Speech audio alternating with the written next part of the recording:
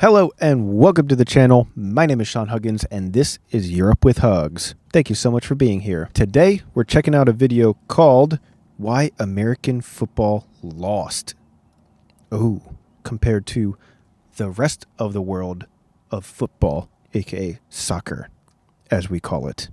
Oh baby. Let's see why American football lost. As always, if you enjoy, consider subscribing. We're trying to hit that magical 1,000 subscriber mark, so it'd be greatly appreciated. But let's waste no time.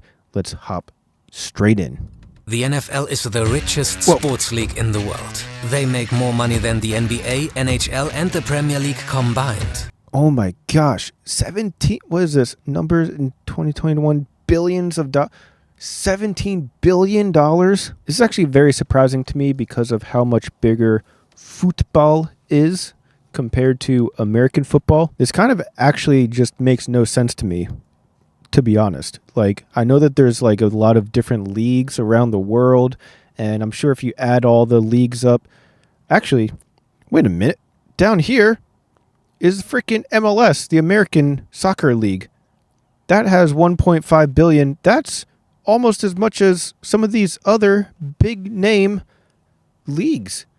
And MLS is not that big in America. That's surprising. Wow, very interesting. Anyways. But they still can't get enough. So they are trying to enter new markets. And with such deep marketing pockets, it is no wonder they are able to sell out a stadium abroad. In November 2022, 70,000 fans celebrated the NFL game in Munich. Dude, actually, fun fact, I had tickets to this game and I sold them because I didn't care.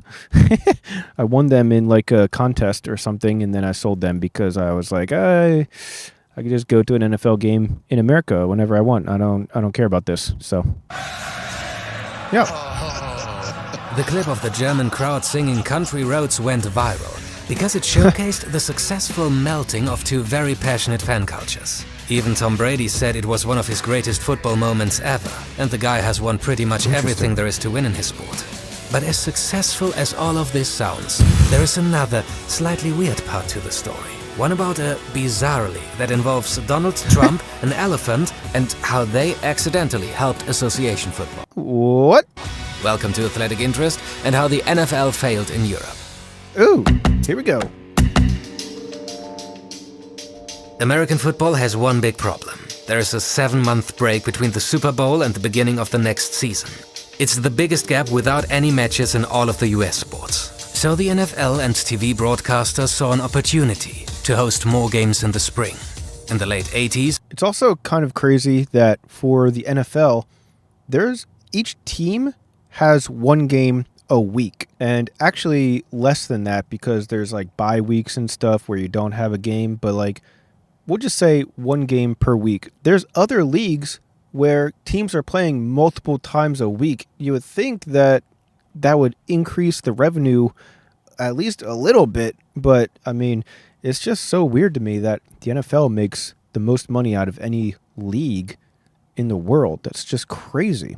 They agreed on expanding to Europe.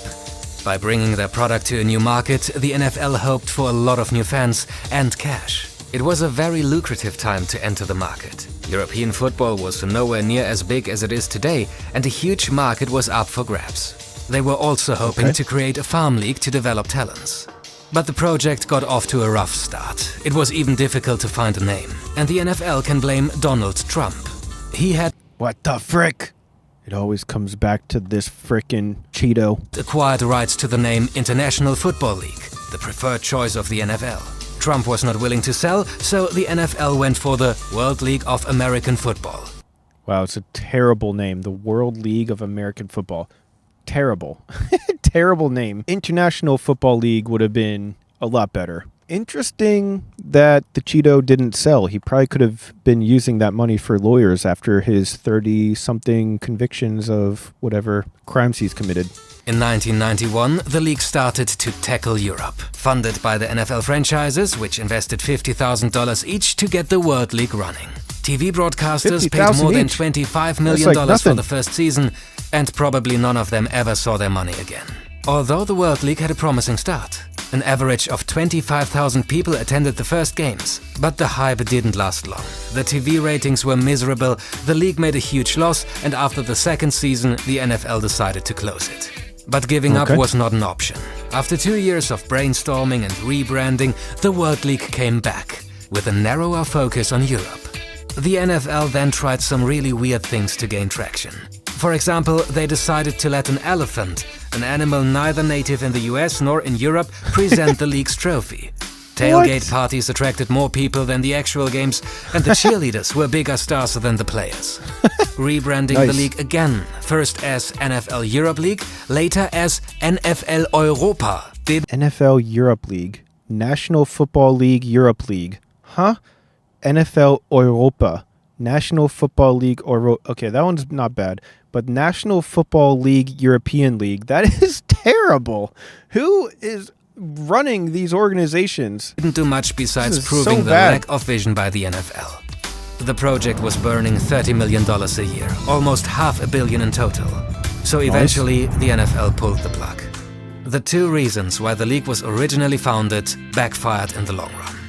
There are good examples of NFL players who started their careers in Europe before successfully returning to the US and eventually winning the Super Bowl. Kurt Warner and Adam Vinatieri. Wow, two older players, but still impressive. Two of the best. But overall, it wasn't easy to sell a minor league without the sport's biggest stars.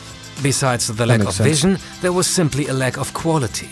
The games were never near the quality of the NFL. And viewers quickly realized that and shifted their focus to watching the real NFL instead of the less exciting European sister league. It's like trying to convince your friend to watch an MLS game instead of El Clásico. Exactly. Why would you watch the MLS when you can watch the real people play? But the NFL learned its lesson. Instead of trying to sell a cheap copy, they started selling the real thing. Oh. The same year that the NFL Europa folded forever, their big sister NFL started to play regular season matches abroad. First in London, then in Toronto, Mexico City, and in 2022 in Munich. Oh. While England, Canada, and Mexico are logical fits in terms of language and geography, Germany is no obvious choice at first sight. It's neither a direct neighbor, nor does it share the language. True, but most Germans speak English, at least. If you're a little bit younger, then you definitely grew up your whole life learning English in school. So most Germans speak English, I would say. And I think the spectacle of a big name game coming to Germany once in a blue moon, once every now and then, I think that works very nicely, I would assume, because I know that a lot of people in Germany will watch the Super Bowl or they'll have Super Bowl parties. I have friends that even just watch normal, everyday, just normal NFL games. So there are some NFL fans in Germany, and I think the added spectacle of it being so special that it's coming to Germany once a year or once every few years or for the first time ever or whatever, that it's like, oh, that's cool. That's something different. Let's do that. Let's get out of the house and go do that thing because that's different from what I'm used to. I think that is very successful. I don't know if a whole league in Germany would be able to flourish. I know there's like a very small American football league in Germany because Nauf, the YouTuber, there's a YouTuber I know that is living in Germany and he played in the German American Football League in Germany, but it's a small league compared to obviously the NFL. So I don't know if it would ever grow to be a giant thing, but it does exist at least. So why Germany? After the Second World War, Germany was divided into 4 sectors, including one American. In the following years, more than 200 American military bases were established in Germany. The larger bases especially looked like tiny American cities, with American stores, American schools, and American sports, which attracted curious Germans. Okay. People would go over to the bases, looking through the fences, and the American soldiers would bring them in and teach them how to play football. It was a cultural exchange that paid off. Over 40 years ago, the German Football League was formed as the first of its kind in Europe. When NFL Europa folded in 2007, 5 of the 6 competing teams were based in Germany. All this set the groundwork for the biggest American football spectacle so far on German soil. the NFL's Munich game in 2022. Here we go. The organizers received 3 million ticket requests, enough Dang. to fill the Allianz Arena more than 40 times. A recent study revealed American football as the second most watched sport in Germany. Whoa. Okay, now that is surprising. I would not have expected that. American football is the second most watched sport in Germany. Number one is probably my reaction channel here on YouTube. But actually, though, American football being number 2 most popular sport to watch in Germany, that's still surprising, even though most of my friends will follow American football loosely and, like I said, watch the Super Bowl or something like that, watch something every now and then. Still very surprising to me. Only behind reigning king football. Also thanks to these 3 guys and their TV show. They popularized American football in Germany, providing expert analysis on TV and online, but also by never getting tired of explaining the game to new audiences. What? It is a great example of what the NFL got wrong in the first place. American football can be very confusing. Sebastian Vollmer won the Super Bowl, but was quoted that even after 2 years of playing the game, he didn't know all the rules. So instead of trying to make the game more interesting with elephants and cheerleaders, it's better to focus on explaining the beauty of it to new viewers. Takes more time, but has a higher reward. Yeah, I think soccer just has a lot, it's just a lot easier to pick up and play, and American football just has so many rules and stuff. You have to like kind of be inundated into it and learn like at least the basics first. Soccer, it's like you kick the ball, you go in the net, and that's the point. That's like, you know, it's a lot easier to get up and running, I feel like. There's a lot of rules in soccer as well too, but it's easier to more instantly grasp the concept. Okay, you put the ball in the goal, cool. I don't know, maybe not. That's just what I think. The NFL certainly understood that point and started promoting flag football as an easy and more approachable version for kids and fans to get in touch with the game. With the Olympics in LA in 2028 and the NFL pushing hard for flag football to become an Olympic sport, this strategy could turn out to be a masterstroke. The second challenge that the NFL faces in its competition with other sports, a lack of international stars. Just think of what Yao Ming did for the popularity of the NBA in China. But the NFL also has a master plan for that problem. The International Player Pathway Program. The main objective of the... Oh, the You don't say. The I didn't know that was started here. This program is to increase the pool of talented international players and to ultimately increase the global popularity of American football. It was established in 2017 and has seen success in placing international athletes in NFL practice squads, with several players earning promotions to active rosters. It looks like the NFL has learned its lesson. There are already more games confirmed to take place in Germany, and there is even talk about moving one franchise permanently to London. Arguably a huge market, but also a city with plenty of very established football clubs already. Which brings up a major question. How would the NFL compete with all of these other clubs, though?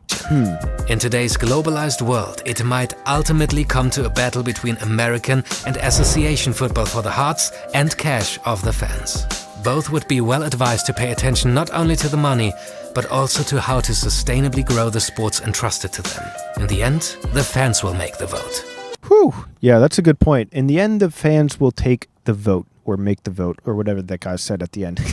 Yeah, I think that soccer is just easier to get into, and it's more global, and it's just easier to pick up, and just everything about it's just easier to understand and everything. So I think that nothing will probably ever topple soccer as the most popular sport in the world, if I had to guess. I mean, I like American football. I would definitely prefer to watch American football over soccer personally, but I don't think that American football has any chance of ever becoming more popular than soccer. Even basketball, my favorite sport, I like the way they dribble up and down the court. Basketball has a better chance at maybe becoming more popular than soccer, but I don't think anything, I mean, I don't think anything ever beats soccer.